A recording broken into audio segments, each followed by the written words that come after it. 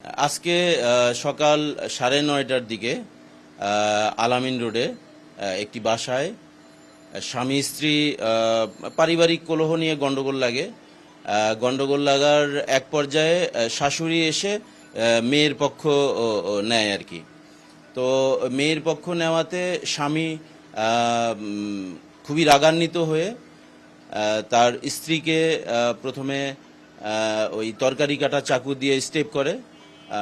Step করার পরে তার স্ত্রী ঘটনাস্থলেই মারা যায়। আর তারপরে শাশুড়িকে স্টেপ করে।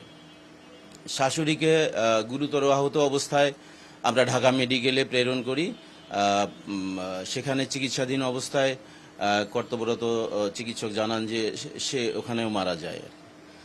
তো বর্তমানে স্বামী আমাদের হেফাজতে আছে। আমরা স্বামীর নাম হৃদয় ওরফে শিপন। যে মারা গেছে ওর বউয়ের নাম হচ্ছে রাত্রি, ফারজানা আক্তার রাত্রি। আর তার শাশুড়ির নাম হচ্ছে ফিরোজা বেগম। স্বামী স্ত্রী এরা মোহাম্মদপুরে থাকতো। স্বামীটা আপনার পিকআপের ড্রাইভার আর কি। তো গতকালকে একটা বিয়ের অনুষ্ঠান তারা একসঙ্গে পরিবারের সবাই খায়। বিয়ের অনুষ্ঠান খেয়ে মনে করে যে তারা রাত্রেবেলা শ্বশুর শাশুড়ির বাড়িতে এসে থাকবে। তো এই কারণে তারা শ্বশুর শাশুড়ির বাড়িতে এসে রাত্রি যাপন করে। আর সকালবেলা এই ঘটনা। এটা কারণ আমরা আপাত দৃষ্টিতে দেখছি যে পারিবারিক বিষয়।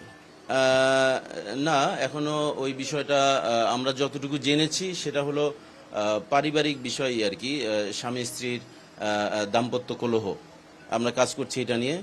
আমরা আরো তথ্য সংগ্রহ করার চেষ্টা করছি। এটা কি কোনো ধরনের পরিকল্পিত মার্ডার কি মনে হয়? না, এটা পরিকল্পিত মার্ডার এটা না, মনে হয় না। মার বাড়িতে বেড়াইতে আসছে মেয়ে।